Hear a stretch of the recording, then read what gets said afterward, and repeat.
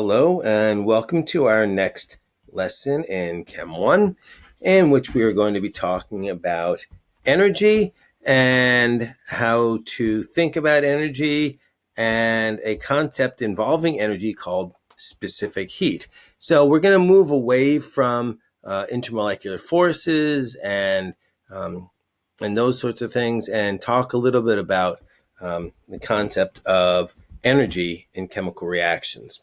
So, first of all, let's talk about what energy is, because we use that term all the time, but I'm not sure we have a good fundamental understanding. In chemistry, especially, energy is the ability to do work or to produce or release heat. And you see both of these in action. Doing work is things like moving a car forward or moving you, producing heat. The engine in a car heats up too, or releasing heat in the form of a fire when burning a log. So all those come about from transformations of energy. So we're going to be thinking a lot about transforming energy from one form to another. The units that we're going to stick with, we've seen this unit before, is the unit of the joule. The joule is the SI unit. And there's another unit that's sometimes used, and that's called the calorie, CAL for short. And the calorie is about 4 joules, a little over 4 joules. The calorie is an old unit, and you've heard this in terms of food. We'll get to that in a moment. The calorie is an old unit that is not based on fundamental things like the SI units are, but it's based on the amount of energy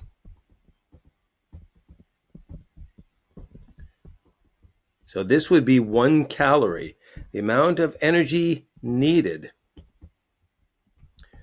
to raise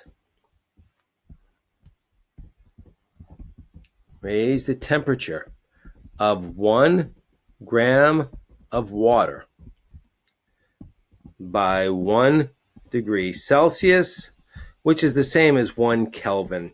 They have the same size. Each Kelvin and Celsius degree are the same size. They are just offset by that 273 degrees. So the calorie with a lowercase c is this definition. If we write calorie with a capital C, calorie with a capital C is the food calorie. So 1 food calorie is actually 1,000 little calories, or a kilocalorie, a kcal. And so if you're thinking about calories in your diet and you're looking at a can of soda that says maybe it has 100 calories in it, that can of soda really has 100,000 calories in it. And so it could raise the temperature of 1 gram of water 100,000 degrees, or the temperature of 100,000 grams of water, which is more like it, by 1 degree. And that's where the energy comes from to generate all the chemical reactions in our bodies that keep our body temperature at that nice steady 37 degrees Celsius. So chemistry is going to then be one of these, the kind of science, I want to call it an art, in which we are seeing changes in energy. And we're going to be starting to draw some diagrams in which we see these changes in energy. We'll get to them in the next lesson. But for now, let's think about changes in energy. Now, we saw potential energy in our last unit. And potential energy is a special kind of energy. It's energy that's due to either the location or the composition of some material. So we can have gravitational potential energy, where the energy, that energy is from the location of an object relative to, say, Earth. We can have the potential energy of 2 water molecules separated by each other, that are attracted to each other because they have the hydrogen bonding, or it can be the chemical energy or the potential energy involved in bonds that have been formed and having potential energy in the chemicals themselves. Now, changes in potential energy that we're going to be seeing at this point are going to come from chemical reactions. And so these are going to be changes in chemical reactions. This is going to be chemical potential energy. And lest you think I'm making that up, let me rewrite that. That is such a thing. Chemical potential energy.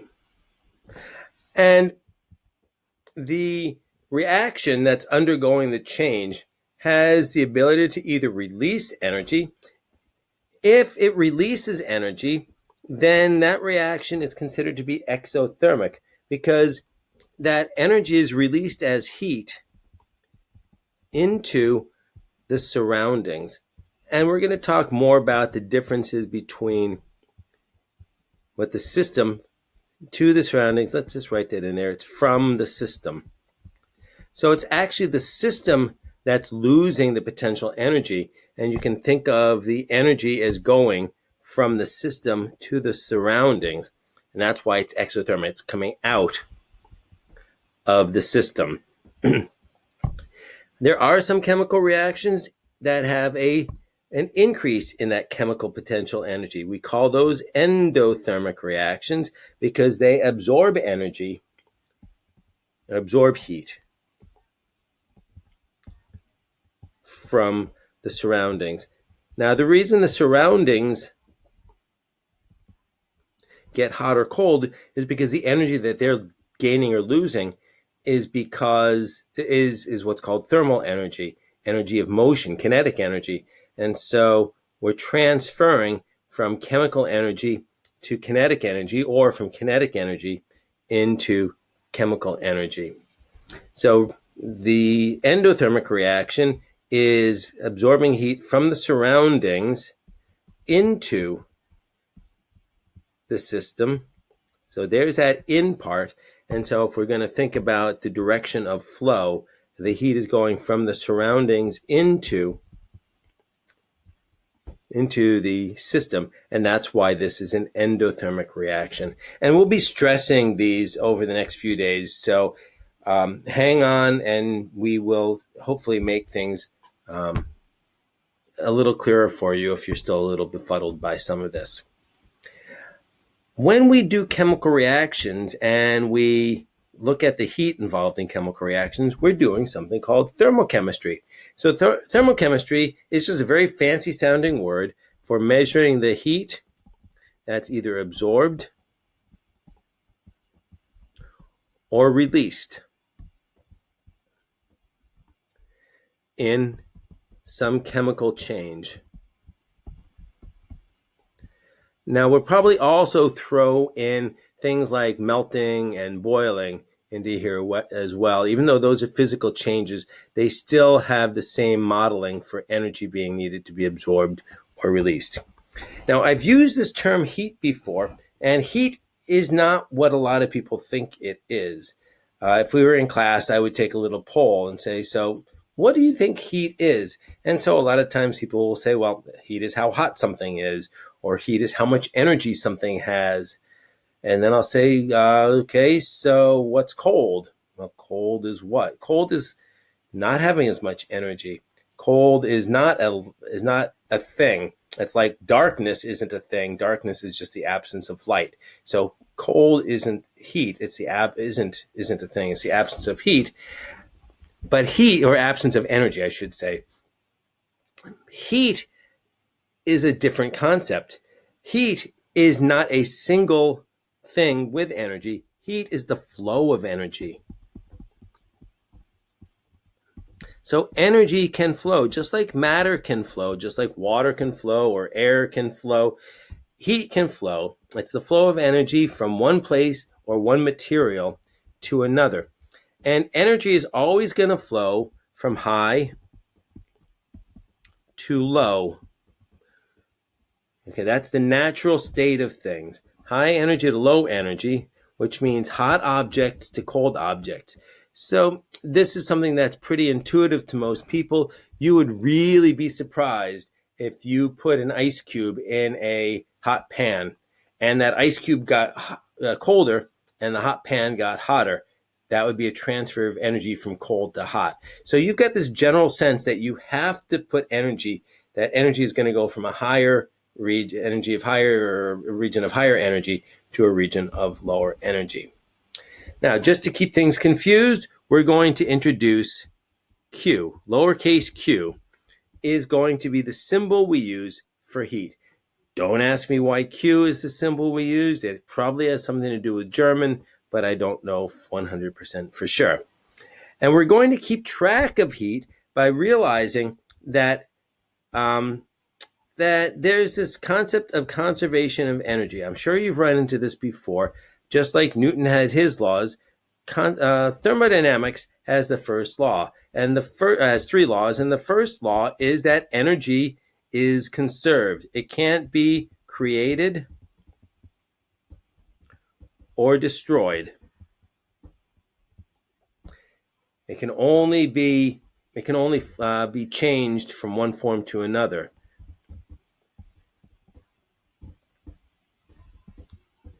From one form to another.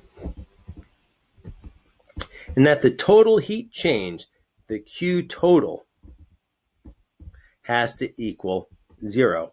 So if something gains energy, something else has to lose energy. And so what we can do is set this up in a little equation that the total Q is equal to 0, first law of thermodynamics, and that if we have two things in contact with each other, one thing is going to gain energy, one thing is going to lose energy, so that total has to equal to 0.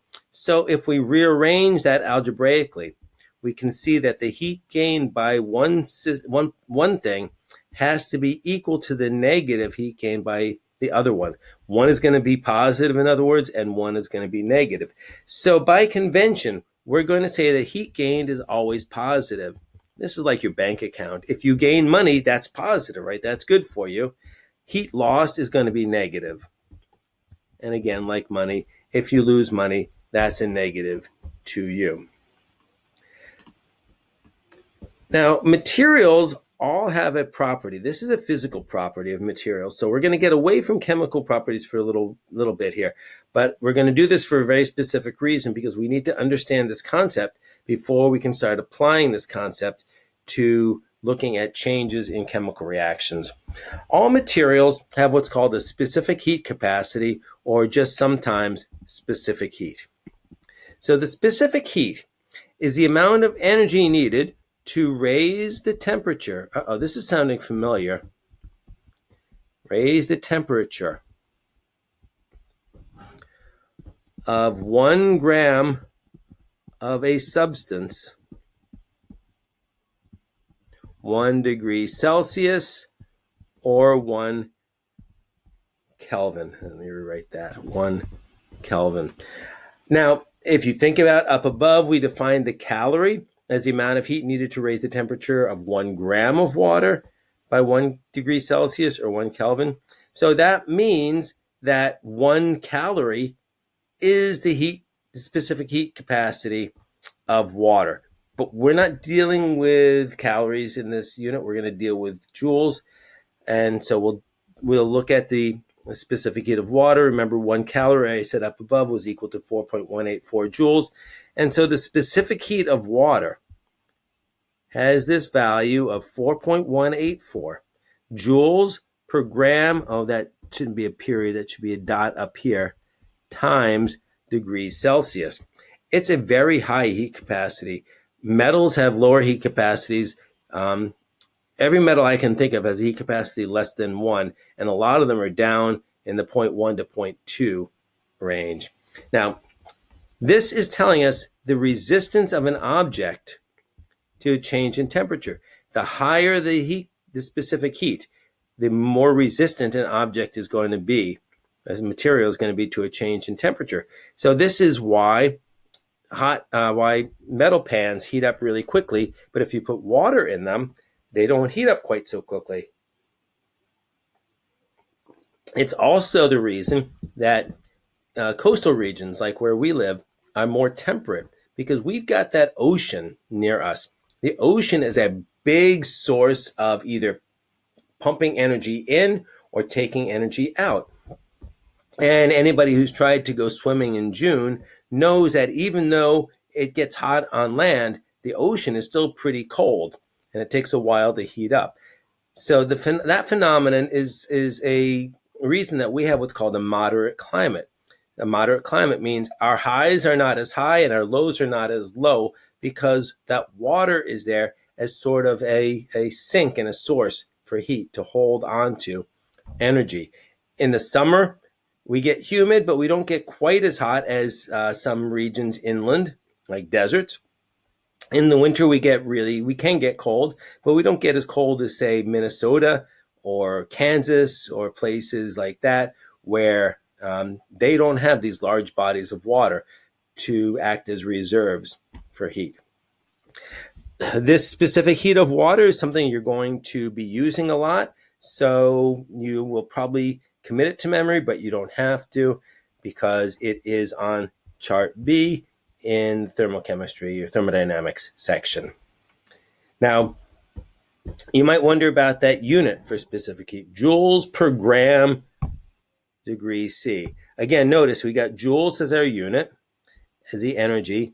Gram, there's grams, and the 1 gram there, and degrees C there. Actually, sometimes you'll see it written as joules per gram times Kelvin, and it'll be the same thing. Don't try to add 273 or do anything like that. It's going to be the same number. The reason is because we have to cancel those numbers out to get to joules, and we're going to do that by using this equation, which is also on the reference pack. Q is equal to M times C times delta T. What are those symbols? What do they stand for? Q we just saw as the heat that's gained or lost, the amount of energy. M is the mass of the object. C is the specific heat of the object. And delta T is the change in temperature. It's the final temperature minus the initial temperature.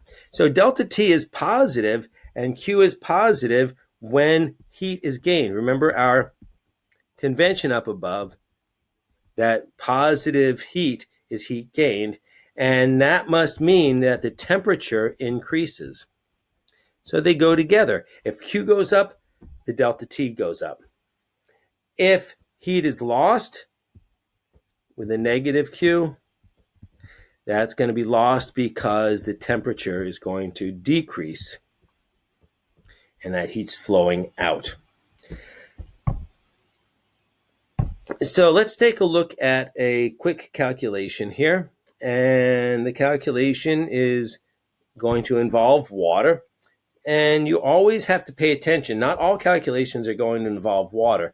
And either you're going to be given, if it's not water, you'll be given the specific heat of the material, or there can be calculations where you're going to be asked to calculate the specific heat. And our lab next week is going to actually be exactly that. So how much heat is released? And it's going to be lost by a reaction. The heat is being lost by the reaction. This is the same thing as saying how much heat is gained by the water. Gained by the water. If there's 100 grams of the water and the temperature goes up from 20 degrees Celsius to 25.6 degrees Celsius. So what we want to do is write our equation. Q of the water is equal to M. Now this is always going to be the M of the water. I'm not going to write those in there. M times C times delta T. Just realize those all that water has to apply to all of these. The mass of the water we said was 100.0 grams. Let's keep our sig figs. The specific heat of the water, 4.184. The second 4 doesn't look like a 4 joules per gram times degrees C.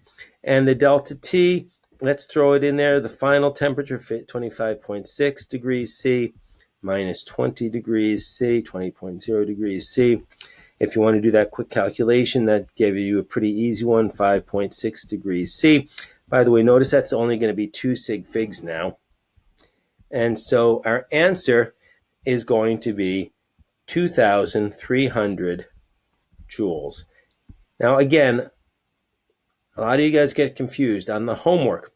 If I tell you the answer is 2,300 joules and you come out with 2315.9, you have to remember that this is a rounding difference, not that your answer is wrong, that you just haven't rounded it yet. So this is a straightforward way of calculating the amount of energy. Now, another example. Suppose I give you some silver, and I have 55 grams of silver, and it loses 194 joules as the temperature decreases 15 degrees Celsius. I want to know what's the specific heat. So how are we going to solve this? As we should be doing now, we're going to take our equation. Let's make that a Q, not a G. Q is equal to M times C times delta T. These are all going to be for the silver. Now, I'm trying to find the C, so I'm going to rearrange that equation so that the C is by itself. That means I'm going to have to divide through by M and delta T. And so I'm going to get that the specific heat is equal to the Q divided by M times the delta T. Now, two things here. We lost 194 joules, so that's negative. The temperature decreased, so that's also negative. You always want to make sure that your specific heat is going to come out to be a positive number. There's no such things as negative specific heats.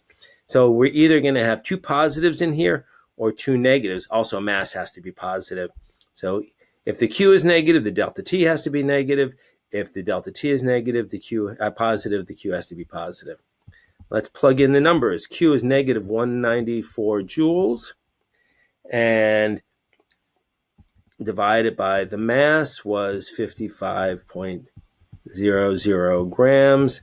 The delta T, I gave you the delta T this time. You don't have to calculate it. Negative 15.0 degrees C.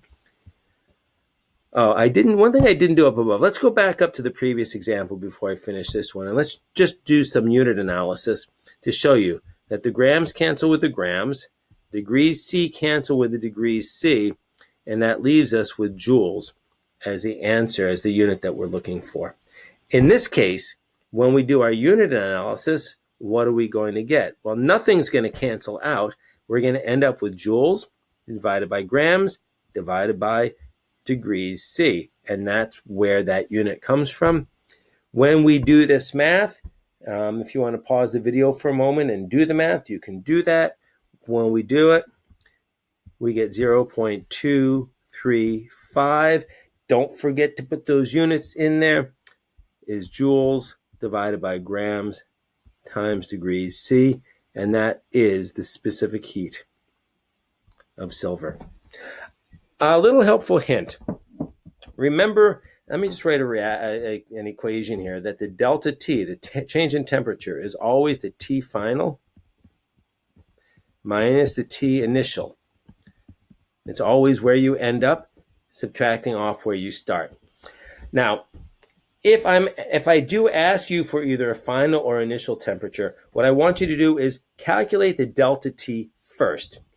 And then you can either add or subtract, but the final temperature, well, the final temperature is going to be the initial temperature plus the delta T. If the delta T is positive, you're going to add the delta T. If the delta T is negative, you'll end up subtracting it. All right, so if you have any questions, please let us know. Otherwise, you've got the homework to go through, and most of the homework is going to involve this Q equals MC delta T equation. All right, good luck, and I will see you next class.